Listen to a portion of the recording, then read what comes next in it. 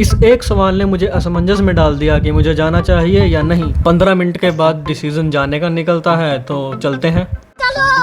जल्दी से नहाकर रेडी हो जाता हूँ और तब तक सोहेल भी मेरे घर पहुँच जाता है। पर मेरी जुतियों को देखने के बाद उसके रिएक्शन मुझे कुछ ठीक नहीं लगते, तो मैं उससे पूछता हूँ कि क्या हुआ, तो वो बताता है कि लड़कियों वाली लग रही है भाई। उसकी ये बात कॉम्प्लीमेंट के तौर पर लेने के साथ हम निकल जाते हैं अपनी मंजिल की तरफ। और हाँ, इसके साथ आपको बता दिया जाए कि हम जा रहे हैं सोहेल की मासी जी के घर। खैर, किसी ने सच ही कहा है कि मंजिल से ज्यादा मजा सफर में आता है, और हम उस सफर का पूरा मजा लेते हुए जाते हैं। और फाइनली 1 घंटे के बाद हम पहुंच जाते हैं अपनी डेस्टिनेशन नाहन में। लेकिन यहाँ आने के बाद पता चलता है कि खाना अभी बना ही नहीं है। इतना देखने के बाद मेरी नजर जाती है सीधा अपनी बाइक की तरफ, और फिर क्या था, निकल जाते हैं यहाँ से भी कहीं घूमने के लिए, क्योंकि असली मजा तो दोस्तों सफर में ही आता है ना। और इसी बीच सोहेल भी स्नैपचैट पर अपना हाथ साफ कर ही लेता है। और थोड़ा पैदल चलने के बाद हम पहुंच जाते हैं रानीताल पार्क में, और सोहेल के चेहरे पर अलग ही मुस्कान होती है। और इसी के साथ पार्क में हमें गांधी जी के 3 बंदर देखने को मिलते हैं, और राम रहीम की गुफा भी हमें देखने को मिल ही जाती है। थोड़ा समय पार्क में व्यतीत करने के साथ ही नमाज का टाइम हो जाता है,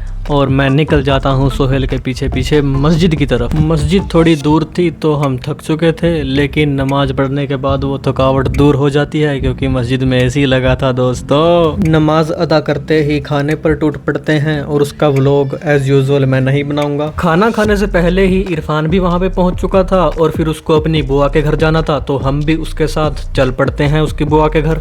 बुआ के घर पहुँचते ही सबसे पहले मैं आईने के सामने खड़ा होकर अपनी आउटफिट चेक करने लगता हूँ। और मजदूर लोगों का कहना है कि गर्मी को गर्मी मारती है, इसीलिए थोड़ी थोड़ी चाय हम भी पीकर निकल जाते हैं अपने घर की तरफ। पता नहीं कहाँ को घुसेड़ दिया वालों ने, टेंट लगा हुआ है सामने। और इरफान हमें बताता है कि ये किसी फेमस बंदे का जिम है, तो कमेंट करके हमें जरूर बताना कि ये है किसका। और अपनी मस्ती में झूमते हुए हम चल पड़ते हैं अपने घर की तरफ।